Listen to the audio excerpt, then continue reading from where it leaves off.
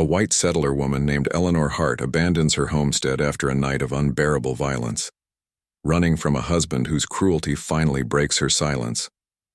As a winter storm rises over the plains, she finds herself lost in the wilderness, hunted by both men and memories.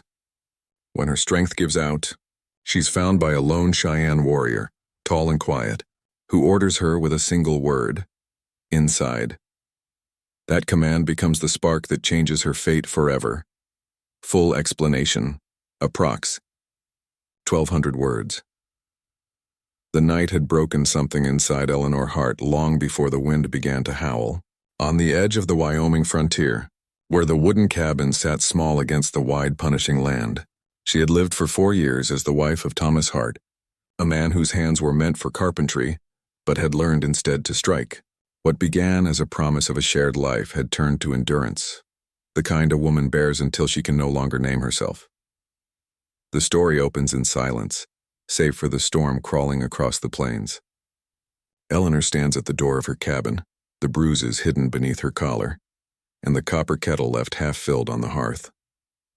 There's no plan, only the sudden pulse of survival that comes when something ancient within whispers, "Run now, or die where you stand." She gathers a coat, a flask of water, and a locket of her mother, her only keepsake from a life before marriage stole her freedom. The snow is beginning to fall when she slips out into the dark, her breath clouding in the air, boots crunching against the frost-hardened ground. Behind her, she imagines the creak of the cabin door, the sound of his voice, a voice that once called her darling but now follows her like a curse. Hours stretch into a blur of white and gray. The plains are endless, and a land that feels alive, whispering and watching. The wind tears at her hair, her hands burn from the cold, and fear mixes with a strange clarity. Every step forward is a step into her own story, one not written by a man's rage. By dawn, the storm hits in full. Snow lashes sideways, stinging her face, stealing her breath. She stumbles, collapsing near a cluster of bare trees, the only shelter in sight. She digs into the drift, curling up, shivering violently. Thoughts scatter like birds. She'll die here, frozen and nameless. Perhaps that's mercy. Perhaps it's freedom in its own cruel shape. But before darkness can take her, a shadow moves through the white. Not a ghost, but something living. A man astride a paint horse wrapped in a buffalo robe, his long black hair whipped by the wind. His eyes catch hers through the flurry, sharp, unreadable, the color of the storm itself. He dismounts soundlessly. For a heartbeat, Eleanor thinks she's dreaming. Then he speaks. One word, deep and steady, carrying more command than any she's ever heard. Inside, she blinks, dazed. What? He gestures toward a rock outcropping nearby, its mouth dark, a hidden shelter, part of an old Cheyenne hunting camp. Again, his voice cuts through the wind. Inside. There's no time to question. The tone leaves no room for refusal, but not from cruelty, from certainty. She crawls toward the opening, half dragged by her own trembling limbs. The man follows, stooping to enter after her. The air inside is cold but still, the snow muffled to a hush. He kneels by a small fire pit, flint in hand. Sparks leap, catching on dried sage. Within moments, warmth flickers, painting his face in amber light. Eleanor watches, fascinated and frightened. He is unlike any man she has known. Power hums in his stillness, in the way he moves without wasted motion. When he finally turns to her, his gaze is direct but not cruel. "You should not be out here," he says in accented English, his tone more observation than rebuke. "I had nowhere else to go," she whispers. He studies her torn dress, the purple shadow on her cheek. Something softens in his expression. Not pity, but recognition. His name, she will later learn, is Talon, a Cheyenne warrior who walks between two worlds, the old ways and the new. But for now, he says nothing more. He merely stokes the fire, hands her a strip of dried meat, and when she reaches out, still shaking, he covers her hands with his. Warmth floods through her fingers like a pulse waking under skin long numb. For the first time in months, perhaps years, she feels safe enough to breathe. Outside, the storm rages, the wind howling against the rock walls. Inside, the world is narrowed to firelight and the steady rhythm of his breathing. She studies him, the broad shoulders, the quiet focus, the faint scar along his jaw that hints at battles survived. There is something dangerous in him, yes, but it is a different kind of danger. one that burns rather than breaks. When he finally speaks again, his voice is softer. The storm will last till morning. Rest. Eleanor wants to argue. She's learned to flinch at orders, but something in the way he says it is different. It's not command but care. She lowers herself beside the fire, exhaustion washing over her. Her eyes close. Sleep takes her before she can even thank him. Through the night, Talon sits awake, watching the flames and the woman who has stumbled into his path. He doesn't know her story, but he knows fear when he sees it. He has seen too much of it in white eyes, and too much hate returned. Yet something in her face speaks of a spirit not yet broken. Perhaps that is why he found her, or why the wind led her to him. When morning comes, Eleanor wakes to the smell of smoke and the warmth of coals still glowing. The storm has cleared. Talon stands at the cave entrance, scanning the horizon. When he senses her stirring, he glances back, and in that look, that single shared breath, something begins. Not love yet, but the quiet ignition of it. A fire flickering at the edge of fear. And though she does not yet understand, that single word, inside, has already changed her life. For inside those stone walls, inside that stranger's care, she has stepped not into a shelter of rock, but into the beginning of her own rebirth. When Eleanor woke, the world was white and gold.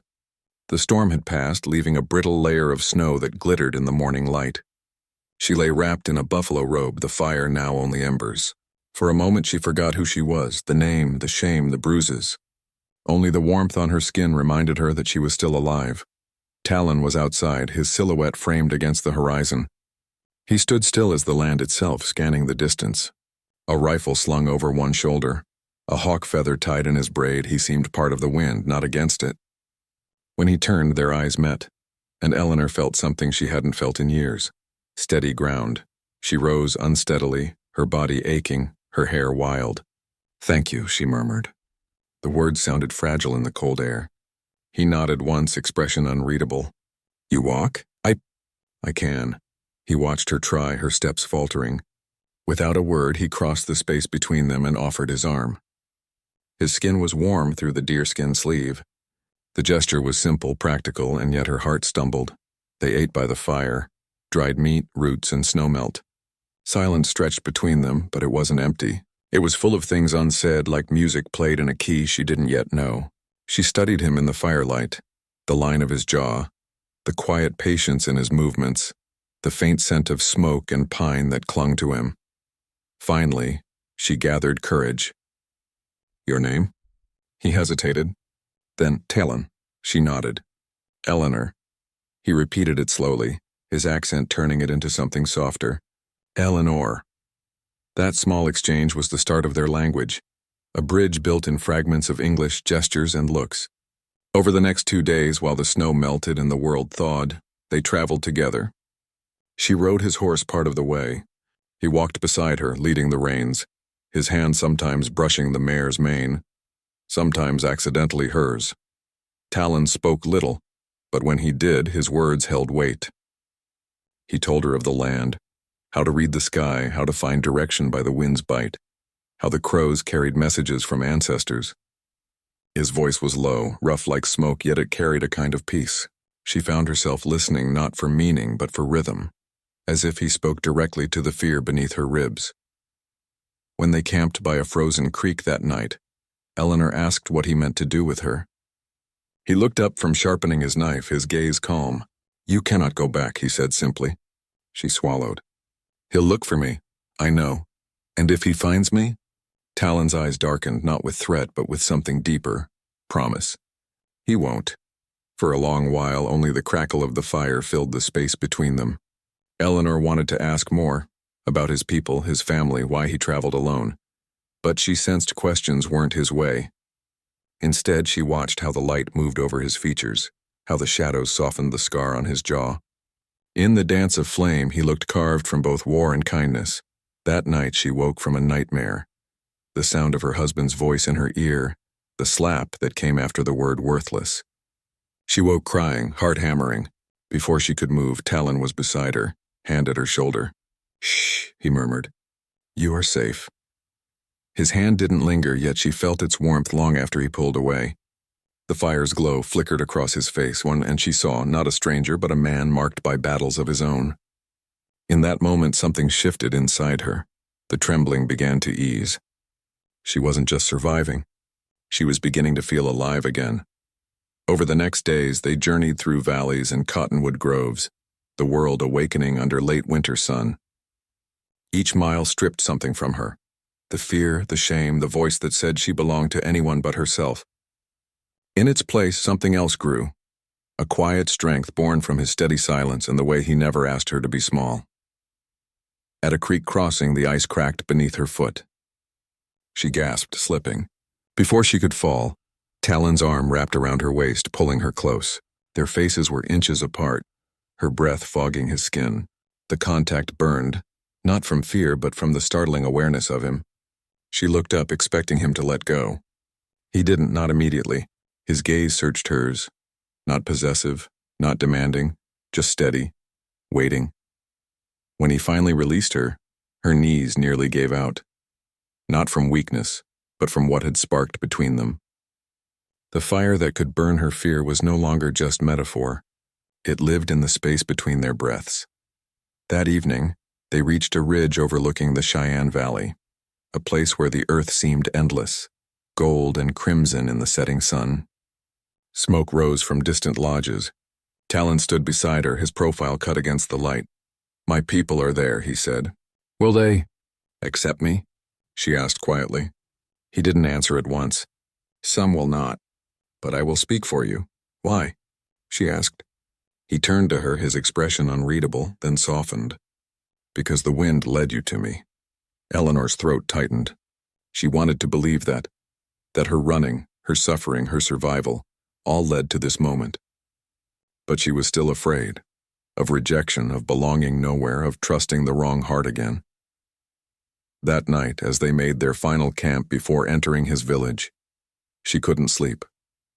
The firelight danced on his skin, his chest bare under the deerskin cloak as he mended a bowstring. Every movement of his hands was steady, deliberate, strong. She watched him from across the flames, the ache of longing mixing with gratitude and confusion. When he caught her watching, she looked away quickly, but he said her name, softly, almost a whisper. "Eleanor!" She looked up. "You have brave eyes," he said, "but you still hide behind them." The words struck something deep. He didn't touch her, yet she felt stripped bare before him, not of clothing, but of fear. "How do I stop hiding?" she asked, her voice trembling. He looked at her for a long moment, then answered simply, "Let the fire burn." She didn't understand what he meant then, not fully. But she felt it like a slow warmth rising inside her chest. The fire he spoke of was already there, not just in the campfire's glow, but in her own heart waking from long, cold sleep.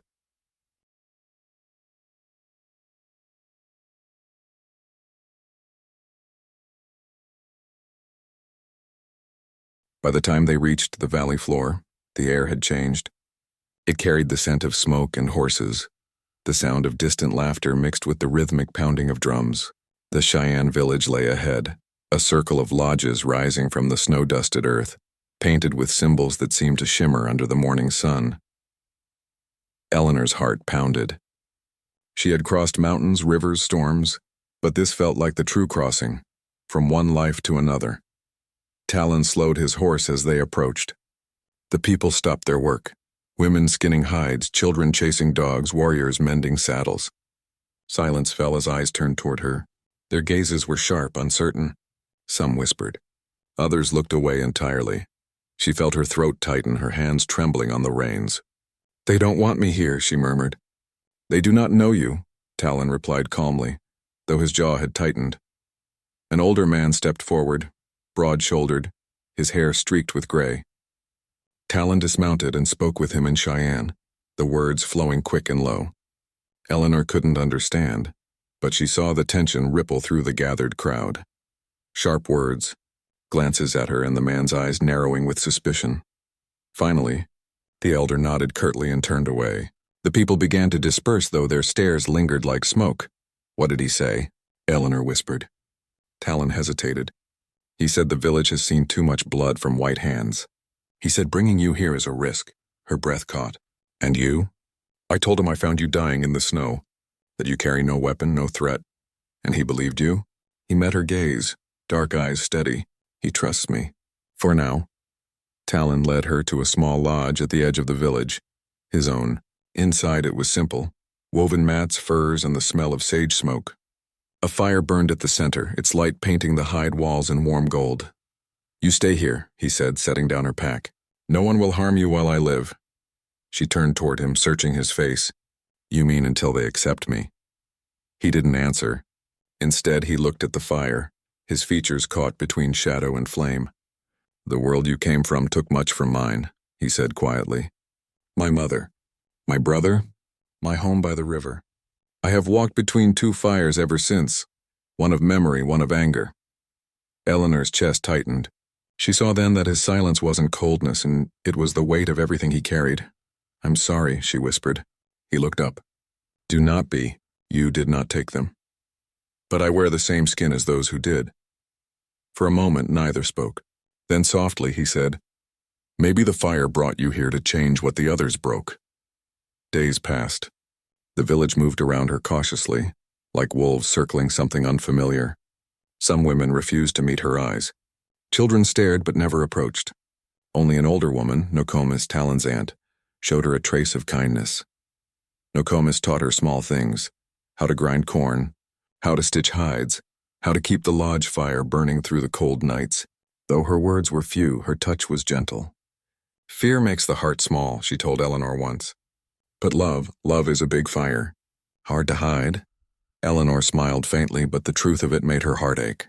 Because every day she felt herself drawn more deeply into the quiet orbit of the man who had saved her. Talon trained with the warriors at dawn, his body a blur of motion, bow, knife, muscle, breath.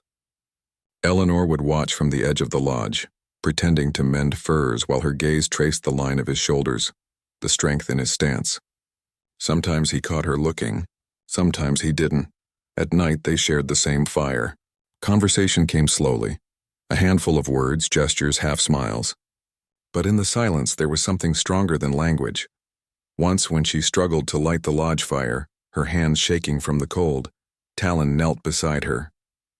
Like this, he murmured, cupping her hands around the spark. His fingers closed over hers, guiding, steadying. The flame leapt to life between them, golden and alive. She looked up and their faces were inches apart. For a heartbeat, the air itself seemed to hold its breath. Then he drew back sharply as though afraid of what he might do if he didn't. From that night onward, the air between them burned. Soft but constant. A fire neither dared feed, yet neither could smother. But peace never lasts long on the frontier. Word reached the camp that a group of white riders had been seen heading north, men carrying rifles and bounty posters. When Eleanor overheard the talk, her stomach turned cold. They're looking for me, she whispered. Talon's expression hardened. Then they will not find you. You can't fight them alone, she said, voice trembling. He stepped closer, his gaze fierce and protective. I do not fight alone. You forget. I have my people. Still, she saw the danger in his eyes, not just from the riders but from his own village.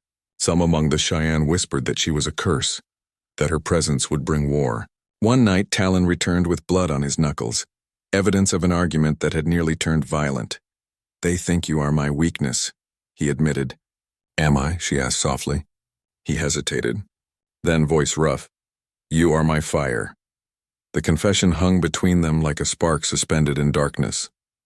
She wanted to speak, to reach for him, to tell him that she had spent her life afraid of men, and now feared only losing the one who had never hurt her. But before she could answer, he turned away as though afraid of his own truth. That night, sleep didn't come easily. The drums from the distant lodges beat slow and steady, like a heartbeat under the earth. Eleanor lay awake, staring at the firelight dancing on the walls. Her fear had once been a cage, but now it was something else entirely. A fire she could not name, burning through her chest, lighting every dark corner she'd hidden from herself. Outside, the wind carried the faint scent of smoke and danger, a sign that the world beyond the village had not forgotten her. But inside, for the first time in her life, she began to understand what it meant to belong, even in a place that did not want her. The sun dipped low, bleeding into the plains when the first signs of trouble came. Riders, 5 of them, were spotted on the ridgeline, their silhouettes sharp against the reddening sky. The scouts brought word at dusk, white men armed moving south. Eleanor felt her stomach twist into a knot. She knew it was them, Thomas's hired trackers, men who'd once shared his cruelty and his laughter. They wouldn't stop until they brought her back, dead or alive. Inside Talon's lodge, she stood near the fire, her hands trembling.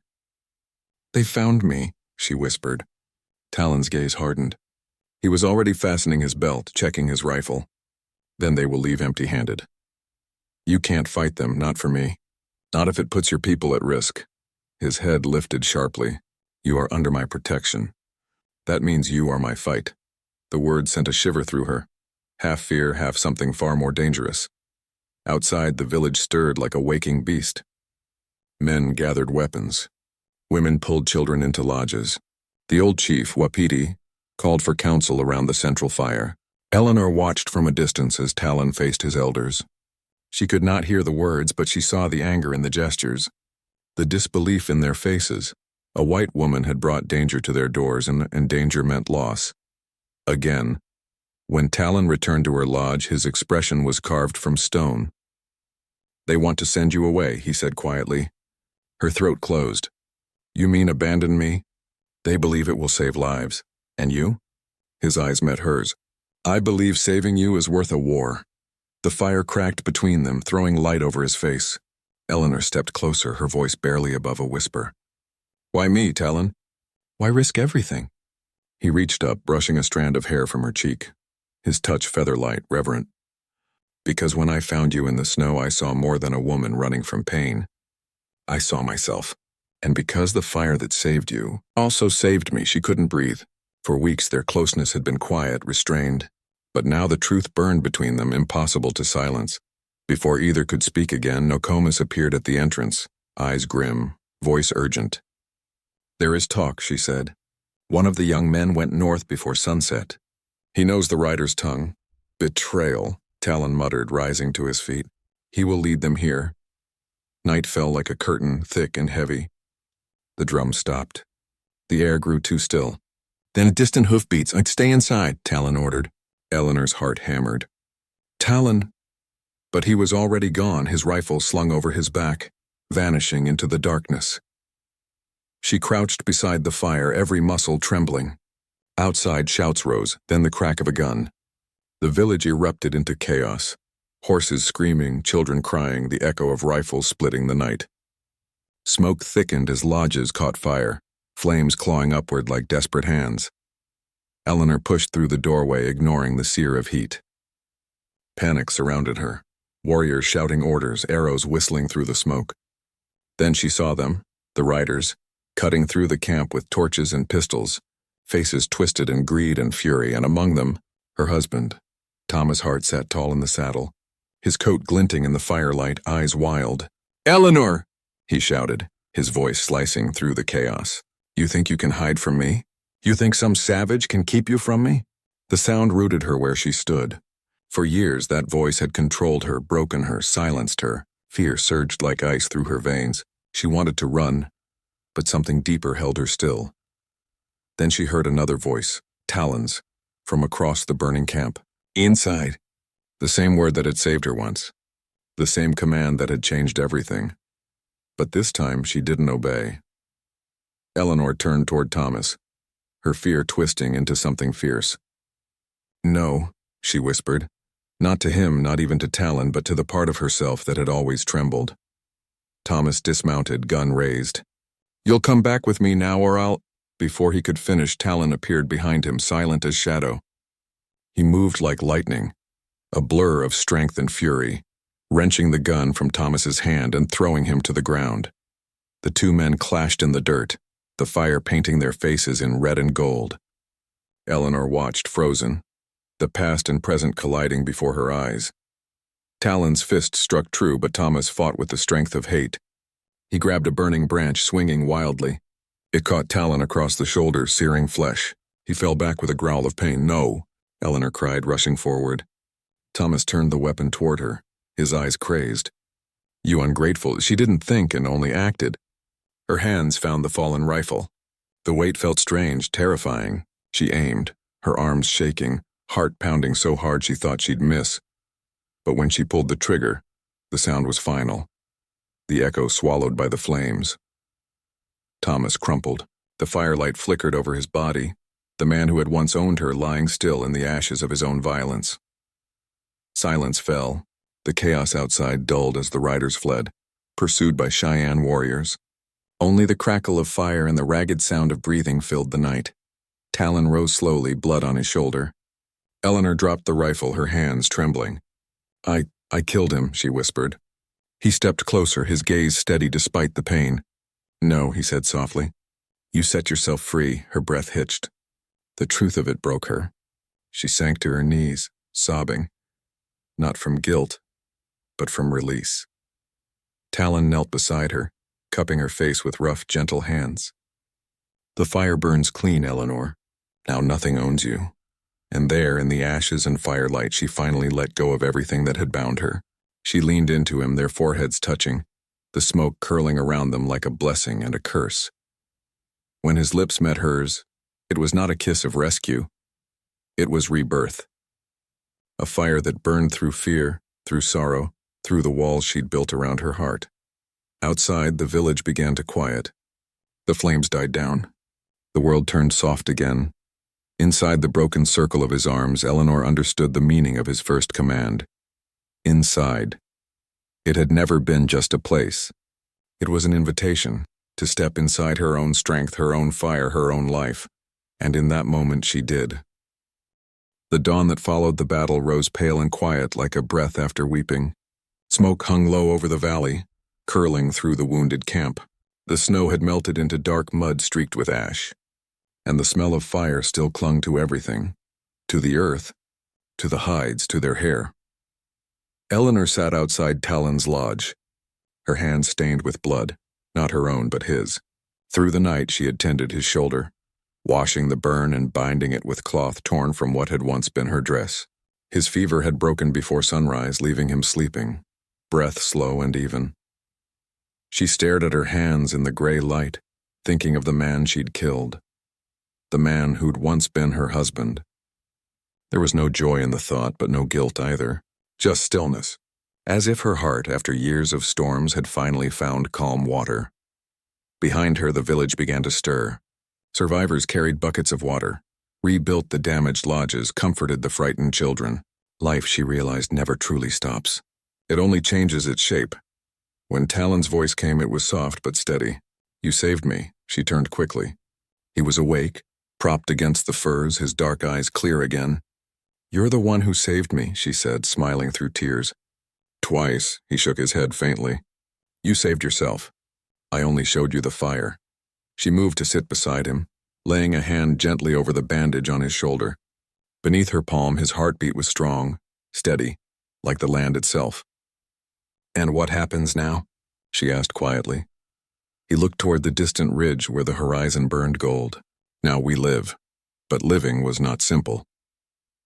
When the elders gathered that afternoon, the air inside the council lodge was heavy with smoke and judgment. Eleanor stood beside Talon, her back straight, her hands clasped before her. The old chief Wapiti spoke first. You brought war to our door, he said, his voice low and stern. Blood was spilled because of her. Talon met his gaze without flinching. Blood was spilled because of hatred, not hers, not mine, but the world's. She did not ask for this fight. She is white, another warrior said sharply. She will always bring trouble. The words cut deep, but Eleanor forced herself not to look away. She had lived her whole life bowing her head. She would not do it here, not now. I cannot change what color my skin carries, she said, her voice trembling but true. But I can choose what my heart carries. I didn't come here to harm. I came here to survive, and to give something back if I can. The room fell silent. The old chief studied her for a long moment. Then he turned to Talon. You would keep her? I would, Talon said. Not as a burden, not as a captive, as my equal.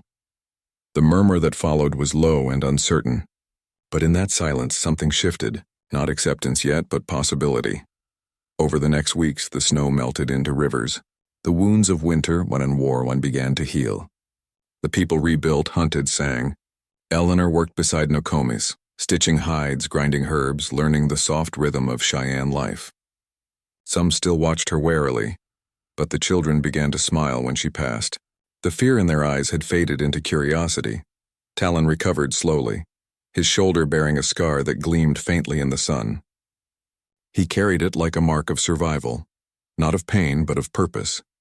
Every evening they sat together outside the lodge, watching the sky bleed into dusk. Sometimes they spoke, sometimes silence was enough.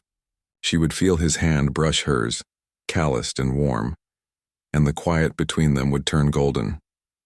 One night, as the stars scattered over the plains, she asked softly, "Do you ever regret saving me?" He turned his head, studying her face in the firelight. "No," he said simply. "You were never a mistake. You were the fire I did not know I needed." Her throat tightened. "You changed me, Talon." He shook his head. "No, you were always this woman. You only had to step inside." The same word, inside, struck her like a pulse. She remembered the storm, the cave, the command that had once terrified her. Back then, inside had meant safety, shelter, a place to hide from fear. Now it meant the opposite, stepping inside herself, into her strength, her truth. As spring came, a messenger rode into the camp, a young trapper from a nearby settlement. He carried news that the bounty on her had been lifted. Thomas Hart's death had been ruled vengeance among his own kind. No one would come for her again. Freedom.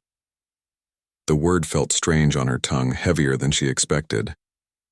That night she walked alone to the creek that ran near the edge of the village. The moon rippled on the water, pale and perfect. She knelt and touched her reflection.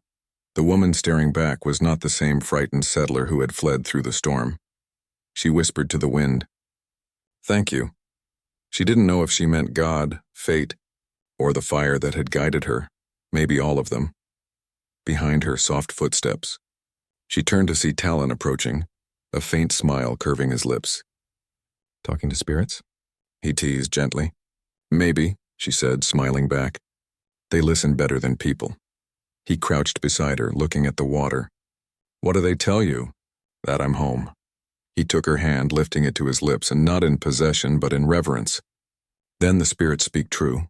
She leaned in, resting her forehead against his. The night was warm, filled with the sound of frogs and wind. When he kissed her, it wasn't the desperate fire of battle, but the quiet, steady heat of belonging.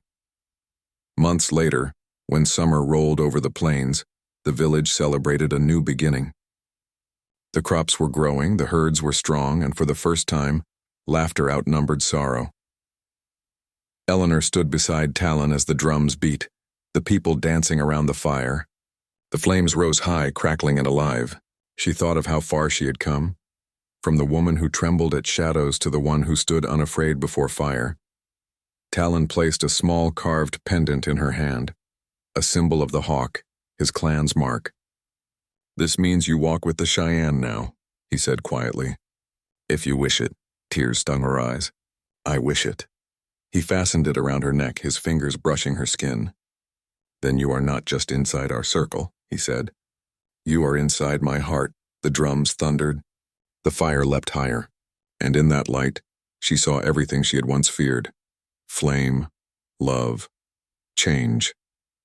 Not as something to run from, but as something that kept her alive. Because when the Cheyenne had said, "Get inside," that winter night, he hadn't just saved her from the storm. He had led her into the fire that burned away her fear, and into the fire that stayed.